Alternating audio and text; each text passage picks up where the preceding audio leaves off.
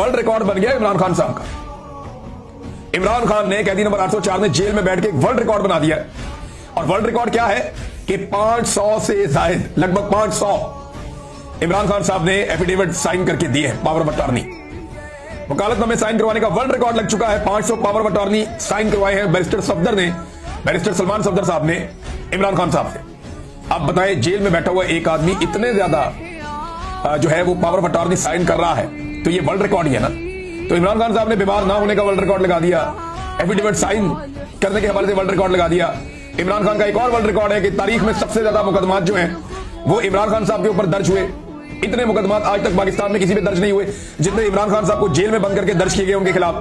अब आज military establishment की ये ख्वाहिश के इमरान खान साहब माफी मांगे, लेकिन ये ख्वाहिश नहीं है, ये बहुत पुरानी है। मैं भी आपको एक और जगह से साबित करके देता हूं। मैंने एक वीडियो निकाल के रखी हुई है।